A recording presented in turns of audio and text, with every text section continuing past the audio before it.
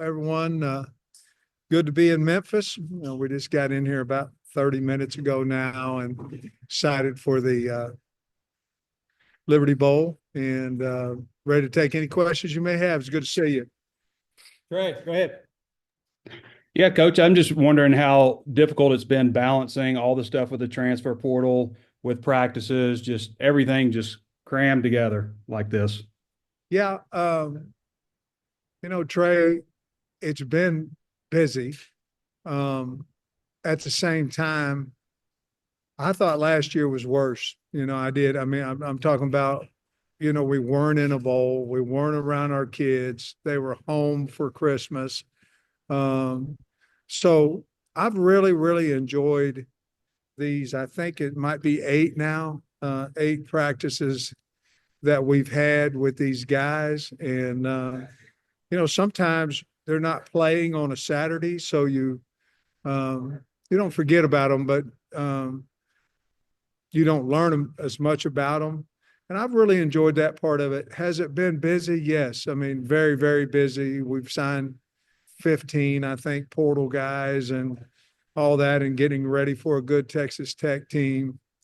I think everybody in the country is doing it to some degree, but it has been busy. And throw the hip in, just the nagging part of that.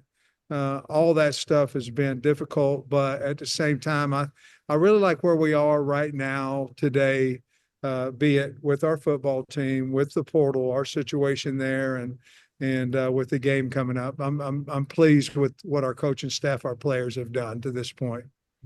I'm curious about, I mean, I know some of the guys have signed, or most of them maybe have, just your thoughts on what you've been able to do. Maybe just expound a little bit more on that in the portal. Yeah. I'm gonna move this over here and look at it a little bit because there's several here. If you look at offensively, I think we've really enhanced our team in the portal with O-linemen. That was a key. We still have another one we need to get, but we've had 4 there. We've got a running back, Braylon Russell's. He's going to play. He's here, and so that's been back and forth there, but we're glad to have him. 3 wide receivers to this point and a tight end. I still think we need to add to that tight end group and add to the offensive line. We need another tackle, I think. And then defensively, I think Deke's really done a nice job with adding 3 D linemen, a couple of rush ends and an interior. And then we've added 2 corners, a safety and a hog. Probably need to get another safety and possibly another corner out of the portal. I still think, Trey, that we're still probably somewhere between 4 and 6 additions out of the portal. And we'll take our time there. We have done pretty well coming out of the portal in April. We've hit in the April portal as well. So I do want to save a scholarship or 2, but as you well know, the portal opens, so people are going to leave. So I don't want to save too many because I think obviously if someone's not playing at the end of spring ball, we'll probably have a scholarship available to go in the portal. Hutch. Yeah, Sam, you brought up Braylon there. I'm curious, how many of those 8 practices has he been at, and do you anticipate him being available for the bowl game? I think he's been to over half of them. So he's ready to go. He's obviously practiced Sunday and practiced today. Practiced, I think, twice. So he may have been about 4 of them to this point. He's in good shape. So he's looked good in practice. Rodney and Tyrell both have looked good in practice as well. So I think he's ready to go, Hutch. And can you give us maybe some insight on that whole situation? I mean, he goes into the portal and withdraws twice, and he took another visit to another school. I mean, can you shed some light on kind of how that all went down? Well, I can give you a coach's answer on it a little bit. We talked him out of he went in the portal, and I called him in, talked to him, and he decided not to go in the portal. And then I don't know the reason of going back in. And then he texted me and said, Coach, I'd like to talk to you. And that was after the second time he had went in the portal. And obviously we had an agreement there about, because the look wasn't good on him nor me or the program. And if we were going to have him back, we want to make sure that it was the last and final time. And I felt good about that. He felt good about that. So that's kind of what happened. Another quick one before I turn it back. I want to ask about a couple of wide receivers. I saw where Tyrone Broden, I guess, was back at practice yesterday. Do you anticipate him being full go? And then also, do you think Jordan Anthony will be available at all for this bowl game? Jordan Anthony will not. He's got some family issues at home that are very serious that he needs to be home and taking care of that. Broden, he'll be available. Broden's had some personal issues as well that we knew about, and so he's been back for the last couple of practices, and so he'll be available. Jackson. Sam, you mentioned the 4 offensive linemen you brought in. Most of those guys are tackles. Is there anyone immediately that comes to mind that you might shift inside, or is it going to be a spring assessment, or are all 4 of those guys going to, or 3, however many, going to stay at tackle? Well, I appreciate it, Jackson. I think the old philosophy, which was mine, was to get big, and if they didn't have quite the feet or the space, couldn't handle space, you move them into guard. That's a hard philosophy to move into center.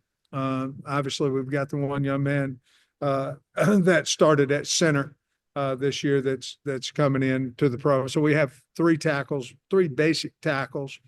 Well, 2 of them's got to play tackle. They're huge, the other one could be a guard tackle, and then we've got a center. We have availability on our offensive line to move some guys around and move them inside. We have some guys that can play center that's been playing outside. We'll just have to look to get our 5 best on the field at the same time. But I do like the guys that we went out in the portal and have signed to this point. I think they'll help us. Our next one could be another big tackle, could be another guy that can snap the football. You might not know the answer to this because I think it's just happening today with all the JUCO stuff going on and players getting an extra year. Does that apply to him? Because he did Well, I spend. hope so. Okay. I certainly have talked to him. I'd love to have him back. I've already talked to him about that. And as a matter of fact, I got a call on the bus. We were just outside. We were in West Memphis, and they told me that the NCAA's passed a rule or going to that if you played your last year this year and you played in junior college, that you'll have availability to play next year. Just so the lawsuits won't be abundant, and they'll just pass the rule. If that's the case, June College will be one of the first guys I go to. He's a great kid, and I think he's a really good player. He just was hurt most of this season. And one more from me. Does your recruiting roster assembling strategy change at all with the 105 player limit? Like, do you have to recruit more linemen for practice? I mean, is there anything specific that changes in your outlook for building a roster that way? Yeah, you're just down 20 guys, you're down 15 guys, excuse me. And so basically your skill guys would be the ones that get cut a little bit. You'll lose a few numbers at wide receiver, lose, and the legs will be a concern in that. DBs, you'll lose a few there, but I do not want to lose offensive and defensive linemen. You just can't function that way. So you may be down a linebacker or 2, basically the skill guys, but I don't want to lose the bigs at all. So we've made a statement that we're not going to do that. We're going to we've been under on the O-line, and we're trying to make that up now. Christina. Yeah, Coach, with Braylon, are you worried at all that any other players in the future will think it's okay to kind of jump in and out of the portal, given that he was able to come back? And is there any kind of, consequence to prevent that? Well, I don't think, the consequence is you either say, okay, you left the right way. We think you can help our program. What was the reason you left? And if I'm okay with that, then we'll let them back. If it's other reasons, you left, you didn't come talk to me, you didn't, you know, said some derogatory things about, the program or your teammates or anything like that, well, then we won't let them back. As a hard stand on if you go in the portal, you'll never be back. But I'll be honest with you, the kids now, the money is so different that I think the kids, a lot of times they'll go in just to see, what the money's really like. I'm not for sure if their agents are telling them the truth about what other programs can do for them. But this one with Braylon was fairly simple uh, to me because I do think that he loves the Hogs, and I do think there was some outside noises to him. Uh, I always felt like he wanted to stay and be a Hog, and certainly I think each one of them is kind of individual, to be honest with you. Yeah, and then Selman Bridges withdrew right after the last time we talked to you last week. So I'm guessing that means he left the right way, and is, how important it is to you to have had him back since he seems like a pretty promising young guy. Well, he just came to me and said he'd like to come back. And I don't know how long he was in the portal, maybe a couple of days. It wasn't long. And just would like to be on the team. And we'd like to have him. So, again, I think it's just an individual case by case. There's some kids that have went in that maybe want to come back that we say, no, we're going to move on. But maybe it's the history of that particular young man, and we just move on. Last year, I remember you saying that a lot of the transfers you were bringing in at this time of year were guys you were expecting to be contributors right away. Is that the same case with the class you're bringing in now, or will any of these be more development guys as far as you expect? I think the majority of the guys that we're bringing in, we're counting on them to play. They have to earn every bit of that, but we're certainly recruiting them to come in and play immediately. Now they got to beat out whomever's on the team, but there are a few of them that are younger that we feel like we can develop where we need numbers as well. But each and every one of them have an opportunity to play, and we feel like every guy that we've taken, besides just a very, very small amount, has shown us they can play in the college level and play at a high rate. Or obviously we wouldn't, have went after them. All right, wrap us up. Yeah, same with all the guys that are gone. There's going to be a lot of opportunity for guys in this bowl game. I'm curious, in the 8 practices, has anybody maybe stood out to you or surprised you? Maybe somebody that we haven't seen a whole lot of this year?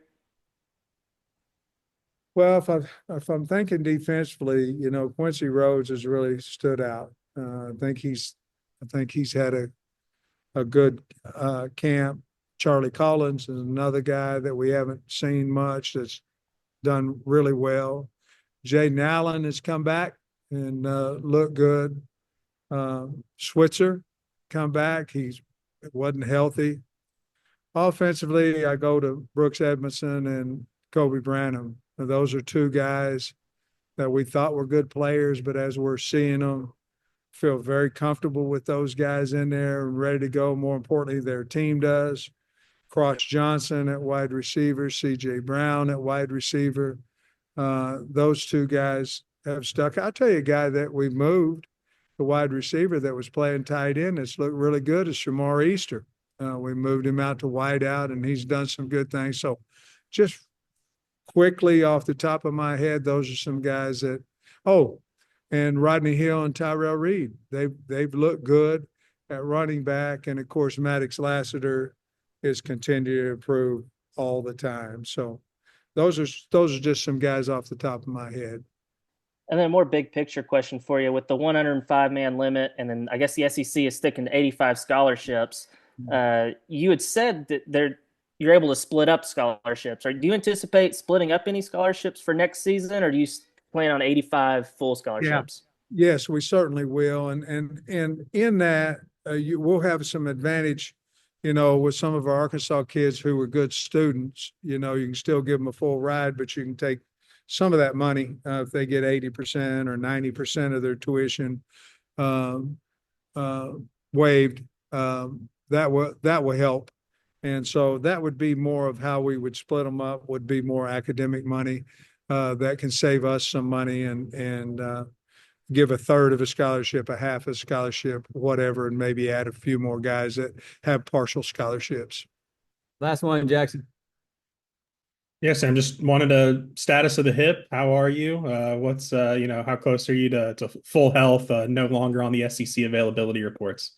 Man, well, I can walk without a cane about 20 yards maybe.